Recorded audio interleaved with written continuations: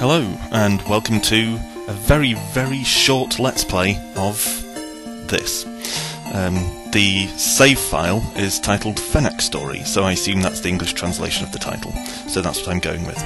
You might notice the little guy with a cross shield and a sword and a castle in the background who looks a lot like Link, and assume that this is a Zelda ripoff, and you'd be right. So without further ado, let's get on with it. FenackStory is an attempt to bring some kind of Zelda-like game to Xbox Live Indie Games, but you'll notice it's all in Japanese. Fortunately, being a Zelda-like action RPG, the story doesn't really matter that much. So we're this little angry-looking Link guy. He's obviously not Link because he's angry, and Link never looks angry. In true RPG opening fashion, we have a village to wander around, and signs to read that obviously we can't read because they're in Japanese. There's really only one other house apart from our house though, and that's this girl's house. So let's have a talk to her, and this old guy as well, who I assume is her dad or her granddad or someone like that. And head out to explore the rest of the non-village. There's a fountain, which is quite ostentatious for two houses. And there's this building over here, which is the shop. Now at this point we can't really buy anything. We have a bit of money, so we actually could buy something. But there isn't much need. Like this wand is 30 gold. But the wand isn't that much use, so let's just move on. So with the village covered, let's go exploring off in this direction. Looks promising. 16-bit RPG fans will notice this suggestive looking bit of cliff here. It looks like there might be something on it later. These little fiery guys, incidentally, like the one I just talked to, seem to act as save points, and they heal you and restore your magic and that sort of thing. And that's how you work out most stuff in this game. With it being in Japanese, you just try things and see what they do. This room is empty, so that's obviously not the way we're meant to go at the moment, although it does look quite portentous, so we'll be coming back later. Spoiler alert, we will in fact be coming back later. Now, I'm tempted to buy the boots because I can afford them and they increase our running speed a bit, but there's really not that much use for them, as we'll see when I actually do pick them up. I'm a completionist, I like to pick up all the items if I can. So head into the castle. Notice the very Zelda-like opening room. Sorry about the repeated comparison here, but it really is a cheap Zelda. Now these kind of pumpkin head things are fairly standard enemies, don't really do much. You'll notice we have two attacks with our sword, kind of a lunge and a short range swing. It doesn't really make that much difference which you use. And blobs there, which are standard Zelda enemies. Notice also the weird kind of sudden scrolling from room to room there. It has an old school Zelda-like room by room layout. Oh god. I hate this stupid... it won't let me back out now either, so I suppose we'll have to save the game. I hate that sudden Microsoft dashboard pop-up thing that appears whenever it decides it wants to look at your hard drive. Anyway, basic introductory Zelda puzzle, step on a button and stuff appears. So fairly standard sort of tutorial introductory fare here. Cut some stuff up, pick up some food, step on some buttons. You'll probably have noticed there was a merchant in that other room. I never use him, there's never any need to. It's a very short and very easy game. First real puzzle. How do we solve it? Smack the appropriately coloured crystals. And look at this. I know what's in here, because it's always the same thing in these treasure chests. Food. If you'd just battled your way through a castle and destroyed bits of masonry to get there, and you opened a treasure chest and found a plum inside, you'd be gutted. So now we have using switches to move stuff. Puzzle, horizontal one to move it horizontally, vertical one to move it vertically, no big deal. This bit is presumably for backtracking, but there's really no need. Now we're outside the castle. Step on the button, destroy the rocks. That lets us go back to town down here, but there's no need, again, until we finish with the castle. Another plum-filled treasure chest, what a treat. Very stingy king runs this castle, if you ask me. By the way, notice the music here. I quite like this music. Maybe it's because I'm a game music fan anyway. I'm the sort of person who listens to game soundtracks in his free time. But music has made some of my favourite games, like Secret of Mana and Morrowind.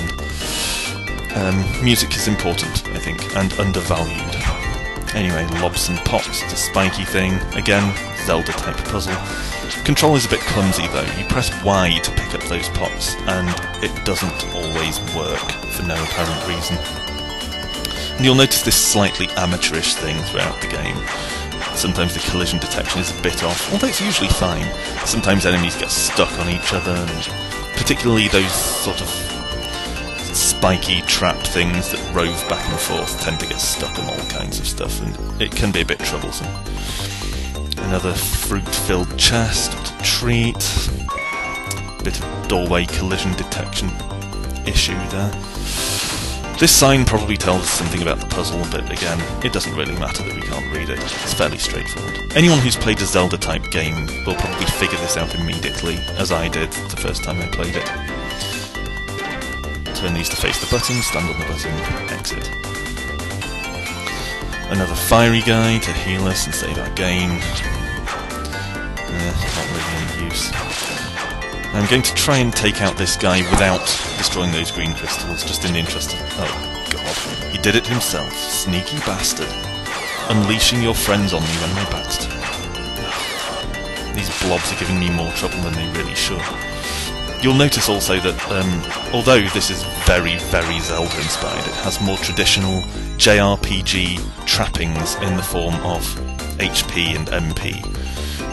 There also seems to be some kind of levelling, because your HP does go up through the course of the game, but it never really makes a big fuss about it, so I haven't noticed.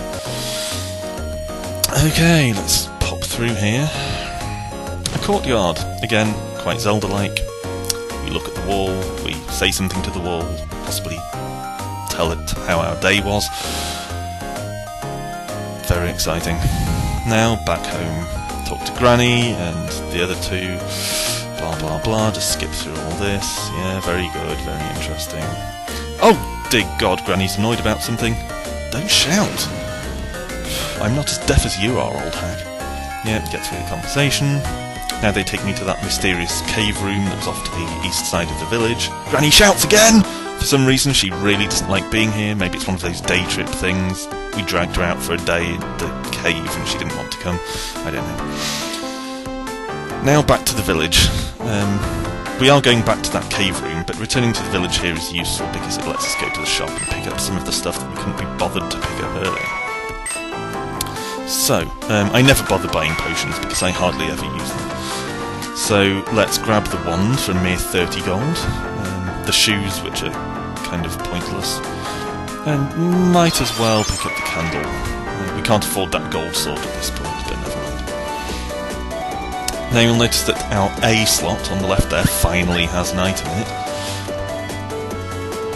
And that wand, well, we'll see what it does in a minute. It's not very exciting. Here's the menu.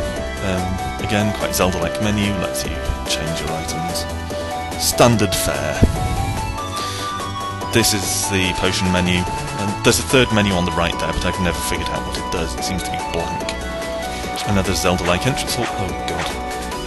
The game does this a bit in certain places. It just kind of flicks back and forth as you stray too close to stairwell.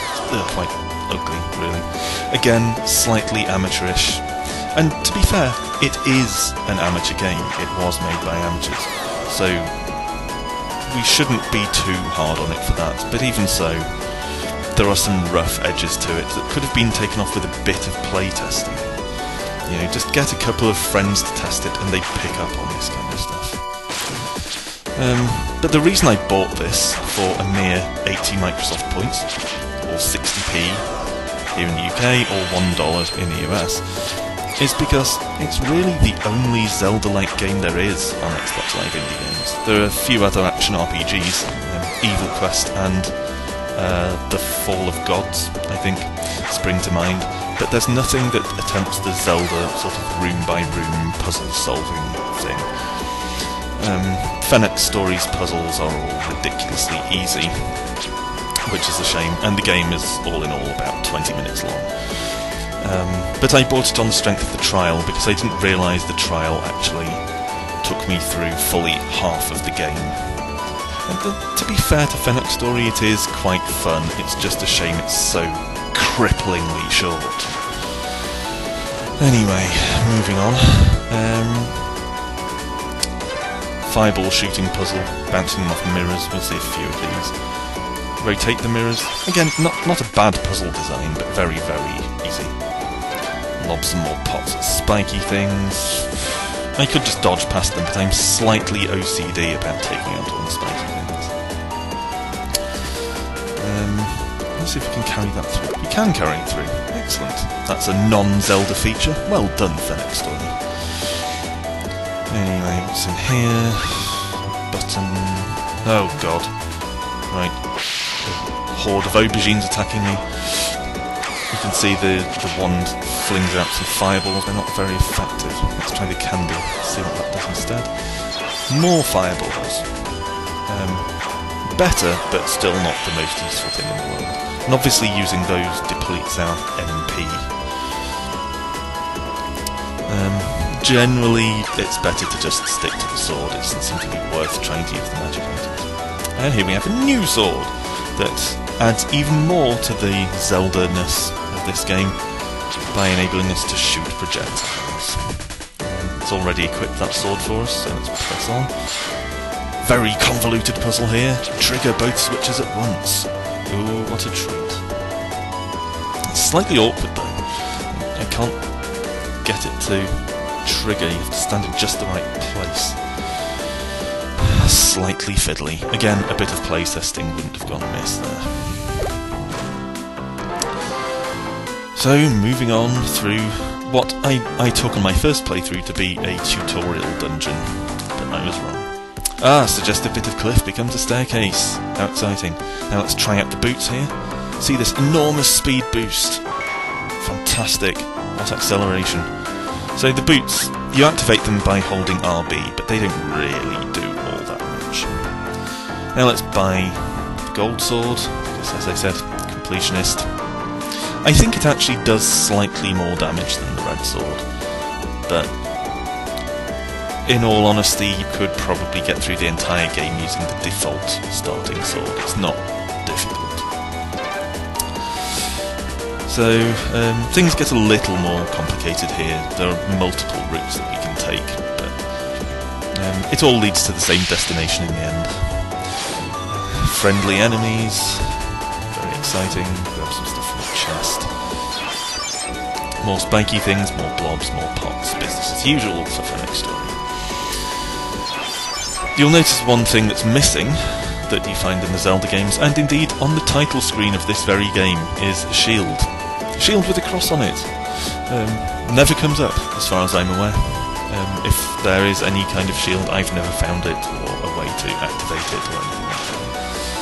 Okay, a couple of dragon shooting puzzle things.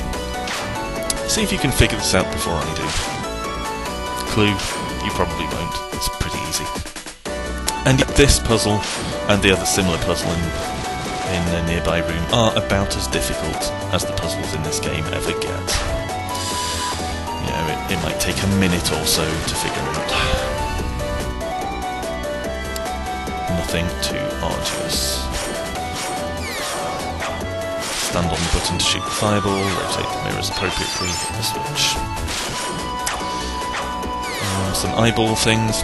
When I first played this, I assumed that I would have to hit these kind of eye creatures in the eye as their weak point. But no, not at all. It doesn't matter. The eyes are purely cosmetic.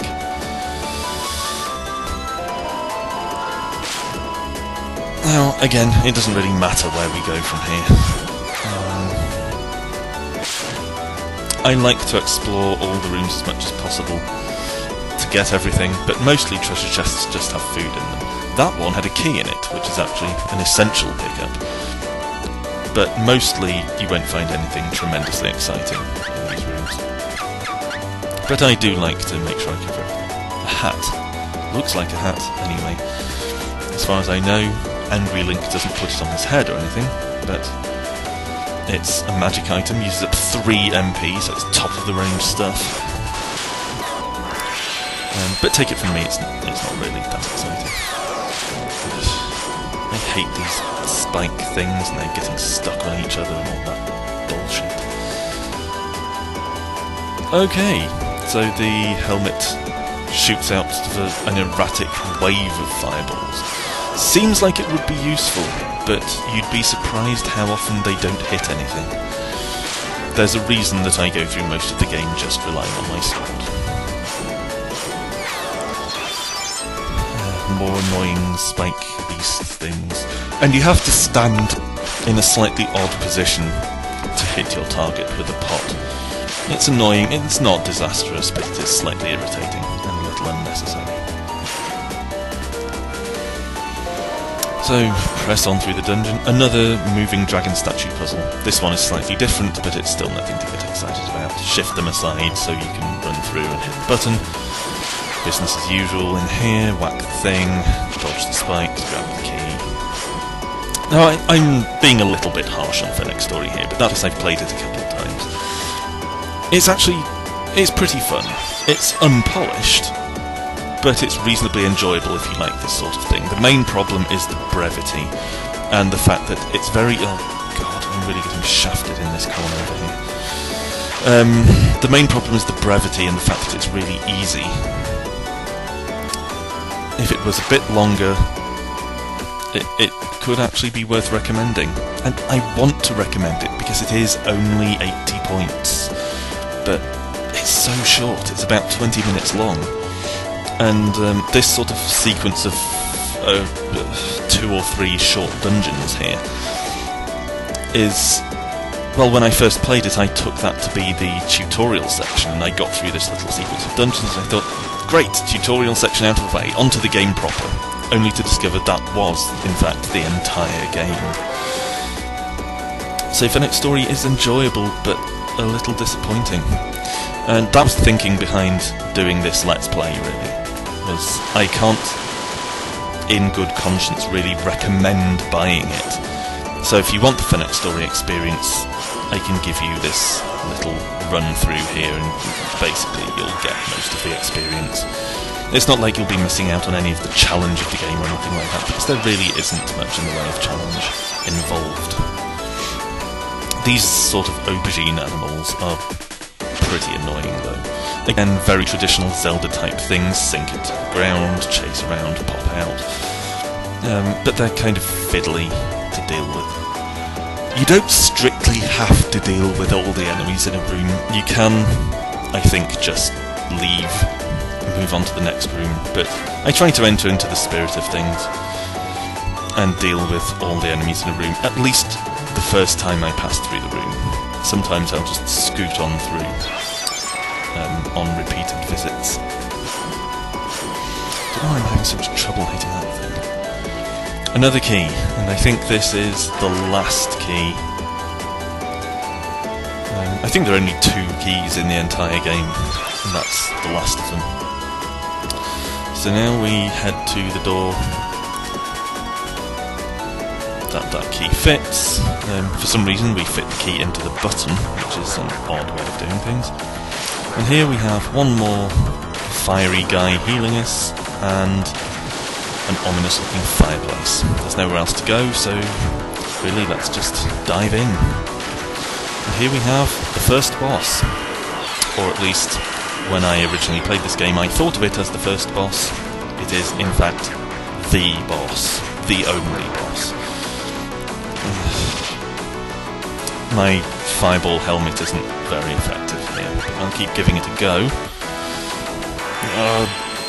Get off me. Yeah, not going so well.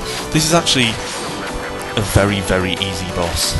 It's embarrassing I'm having so much trouble with some potions to deal with all the hits I'm taking. And they did nothing! The potions do nothing! What's the point? Red potions are always health. Oh, god. Maybe it's blue potions in this game, I don't know. I don't think I've ever used one before. So, I get killed here. entirely my own fault for trying to be clever and use magic items on the boss when I damn well that just running from side to side and hitting it in the head with my sword will do the job perfectly well. So that's what we'll do here. That's what I get for trying to be clever and, you know, use the abilities that the game gives me. And that's one of my other criticisms about this game. It seems to include things that it feels it should include. It includes these magic items that let you shoot fireballs and all that sort of thing. And they really don't do anything. They don't add much to the game. They don't actually help you. They're pretty redundant. It seems like they've been included just because the developer felt that's the sort of thing you put in a Zelda-like game. So, again, it's a shame. FenackStory could have been more than it is. But it seems almost like a demo for a full game, rather than a full game itself. But for better or worse, it is a full game. This is all you get. So continue running side to side, and take out the frog. Now the frog screams at me, and I presumably reprimand it for its bad personal hygiene. Then I go and have a chat to this pillar because it's Angry Link's only friend. Having done that, water! Water everywhere! Don't do it, Granny! You still have so much to live for! Angry Link looks like he's about to push her in. Considering she shouted at us earlier, I wouldn't say I blame her. Anyway, clearly restoring water to the village is what this was all about. Stop shouting, you old bat! And everyone's really excited about all this water, seemingly oblivious to the fact that we had to walk across an enormous village that bisects the village. An enormous river that bisects the village, rather, in order to get to this place. Why they don't use the village river, I don't know. And here we have the credits. That's it. That's your lot for the next story. So as you can see, a little bit disappointing. Good fun, but just not enough. Far, far, far too little content. I'll leave the credits rolling here because for anyone who reads Japanese, we might as well give credit where it's due to the people who made the game. I can see that they did make an effort to produce something Zelda-like, and all credit to them for that. I'm always surprised at how few Zelda-like games there are on Xbox Live Indie Games. But between its ridiculous easiness and its frankly alarming brevity, FenackStory, for all that it has some fun qualities going for it, doesn't really cut it, I'm afraid. So that's it for FenackStory. Back to the title screen, and Angry Link brandishing his sword at us, telling us to get the hell out of his tiny game and stop moaning. And that's it. There'll be more videos coming up in future. Thanks for watching.